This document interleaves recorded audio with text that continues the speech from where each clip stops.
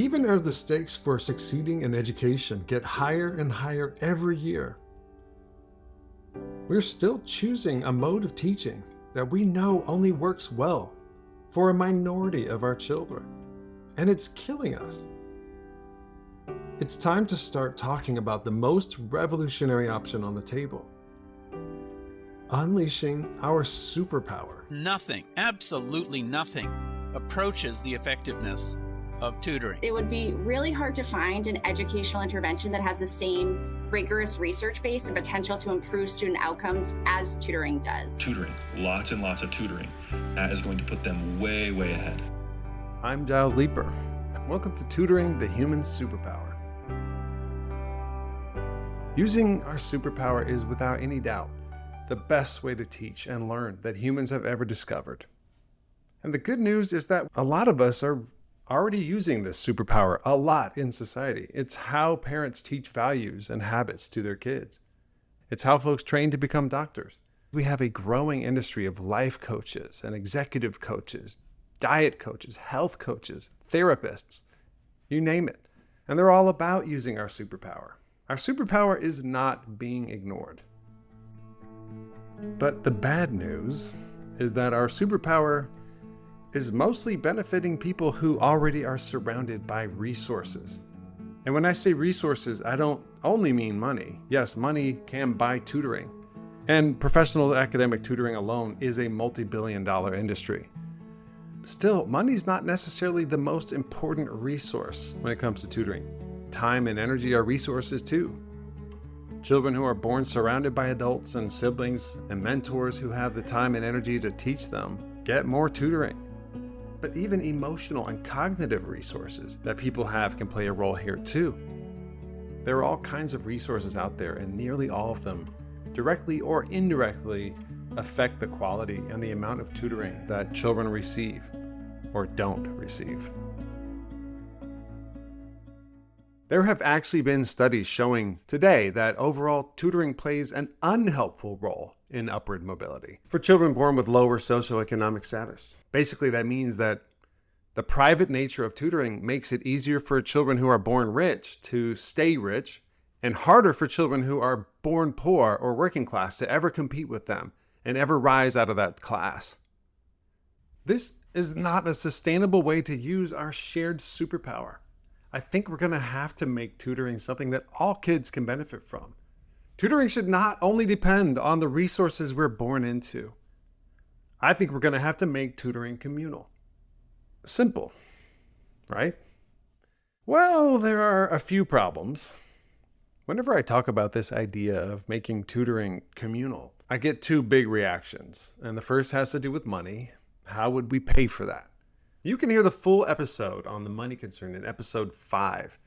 But the very brief summary is that universal tutoring is absolutely more affordable than most people think. The second concern, though, is just as important. Where are all those tutors going to come from? Human resources. I mean, we have a national teacher shortage right now, right? And here I am talking about presumably millions of more educators. How naive is that? Today, I want to talk about the human resources objection. It might not be on every listener's mind, but this episode is in response to listener feedback. So I'm going to tackle it. If our superpower will ever become a public resource to benefit all children, where would we find millions of skilled tutors that we would need? Where's that talent coming from? Why isn't this idea just dead on arrival?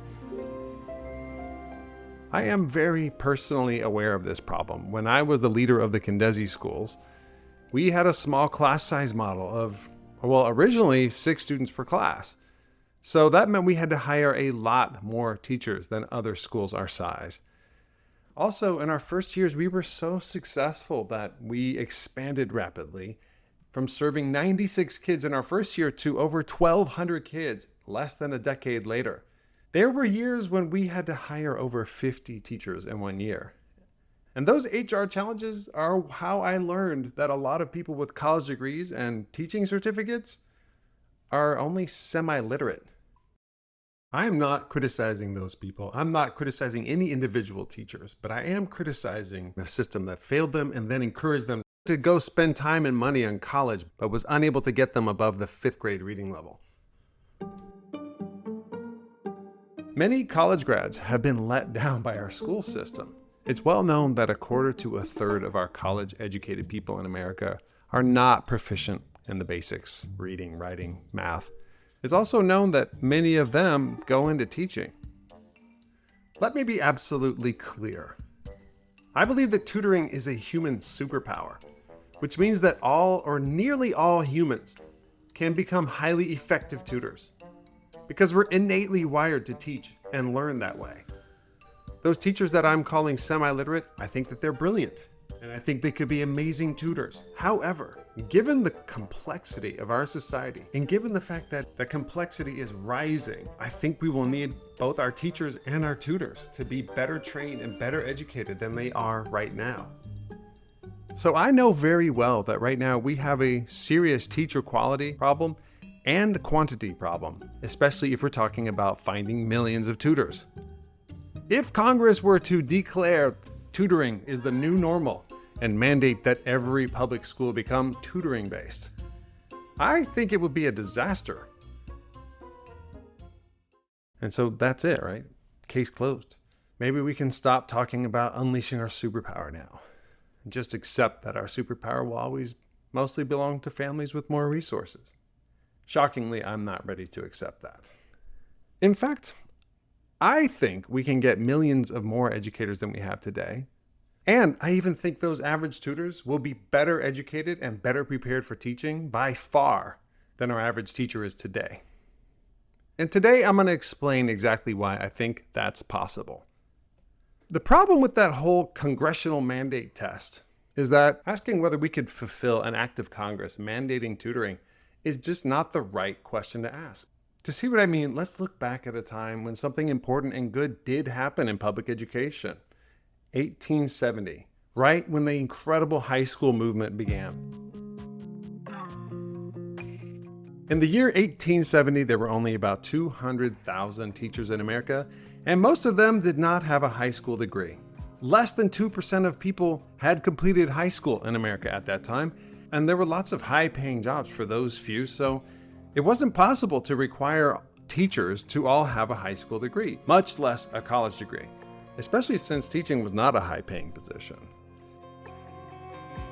Teaching in 1870 was a profession for people who had about an 8th grade education. So, in 1870, ask yourself this: how would a person have sounded if they had proposed an idea that would require 10 times as many teachers and would require every teacher to have a college degree, not just a high school, college? They would have been calling for the number of teachers and the quality of teachers to go up at the same time by a lot. In 1870, that would have sounded completely ridiculous. Any useful statement about the future should at first seem ridiculous. And yet, of course, that is exactly what happened over the next century.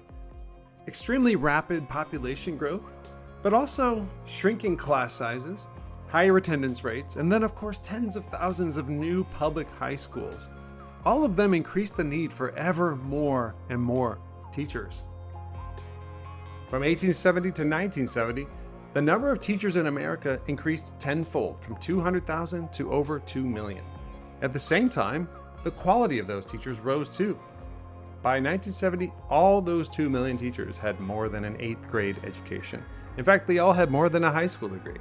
Actually, virtually all of them had college degrees, and the vast majority were even trained and certified to be teachers. And the average American IQ in 1970 was about 20 points higher than it had been at the turn of the century when they started measuring the IQs. So in this case, better educated did actually mean smarter. How is it possible that such a ridiculous thing can happen? How can both the quality and quantity of teachers go up at the same time? So much. The simple one-word answer to that question is slowly. Here's how it happened. Nobody in 1870 asked themselves how could they possibly find enough teachers to send everybody in America to high school. They asked themselves, can our little community find enough teachers for just one or two very small high schools?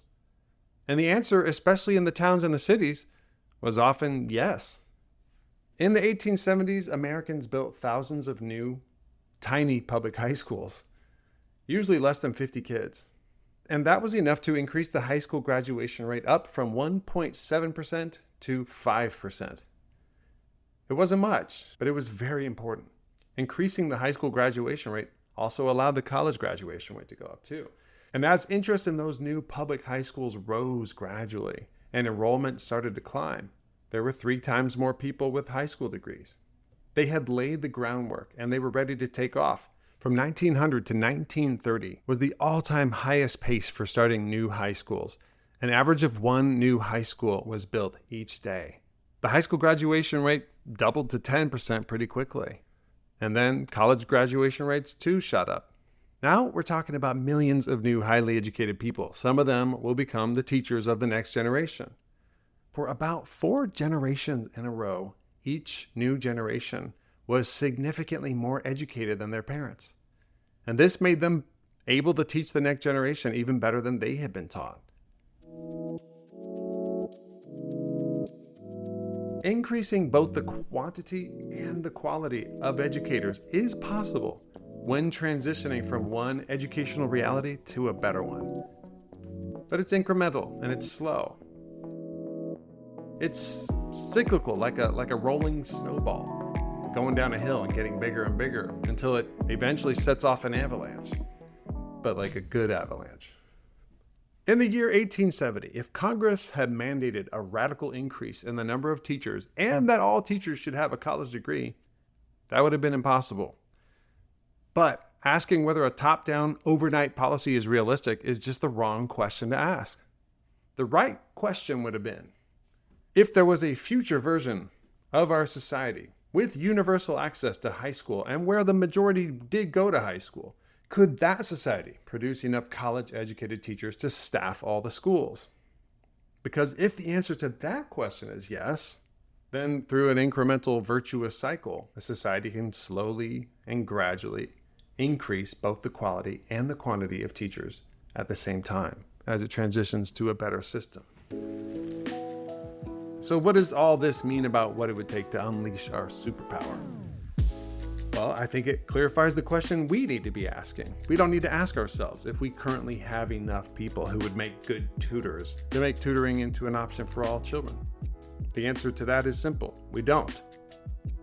But the question we should be asking is this one. Would a theoretical future tutoring society in which everybody had a right to be tutored and most people selected tutoring, would that society produce enough people who are better educated than today's average college graduate to fill our schools with incredibly well-educated tutors? If the answer to that question is yes, then we could begin a slow transition towards that society. We know it works because we've done it before. But what is the answer to that question? I can't claim that it's ever been asked by scholars and answered in any convincing way, but the best evidence we have today suggests that the average tutored student would end up better educated than 98% of Americans today. Even better, the research tells us that tutored children learn more and in a smaller amount of time. That means that the breadth of what future tutored kids could cover is potentially much wider. We don't have to spend so much time just focusing on the basics. It's not unrealistic to think that everybody preparing for a career in education could have serious expertise in psychology, pedagogy, understanding diverse minds. Who knows what else that we haven't even discovered yet? Like how to partner with artificial intelligence to be an even better tutor.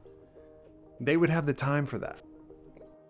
Also, tutoring is our superpower. We're just naturally very good at it. Children make good tutors. Children naturally know how to tutor, and in really sophisticated ways, using mind reading, using their theory of mind. 7-year-olds have been observed scaffolding without being told what scaffolding is or why to scaffold. To be a really good classroom teacher requires special talent and practice and experience and wisdom. To be a great tutor, people can become great tutors without any training on the first day that they are a tutor, as long as they know what they're teaching. And this is important too, the research also tells us that most people enjoy tutoring a lot more than teaching a conventional classroom, especially when behavior problems become a serious factor. And so in this future, the pool of willing applicants who are highly educated, highly prepared to educate, highly talented at educating, and who want to educate could absolutely trounce what we think of as normal today.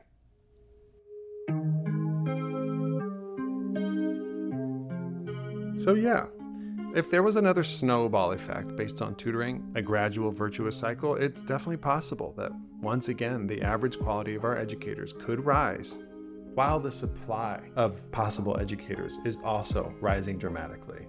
If tutoring is our superpower, then it is the tool we need to find millions of high-quality tutors. We know we can do it incrementally because we've done it before. And the last time we did it, we took high school from the exclusive privilege of the richest top 1.7% in 1870, and instead we shared it with everyone and created one of the most upwardly mobile eras in American history. That event lowered the poverty rate from about 60% to under 20%. But of course, it didn't erase the role of privilege in education, and it didn't end poverty. It didn't equalize the classes. Did you know that 50% of our children in public schools today qualify for free and reduced lunch? That means that half the kids are poor or near enough to poor. That's over 25 million beautiful children. It's harder today for most of them to rise above the class that they were born into than it was when the high school movement was in full stride back in the mid-20th century. And today, it's well known that the higher the free and reduced lunch rate, generally the worse the learning is in that school. Yet, if we let those kids use their superpower, there's so much potential there. Among that 25 million, and of course among the other half of kids who are not born poor or working class, will be found millions of our brilliant tutors. As always, thanks for listening. And you can reach me at gilesleeper.com.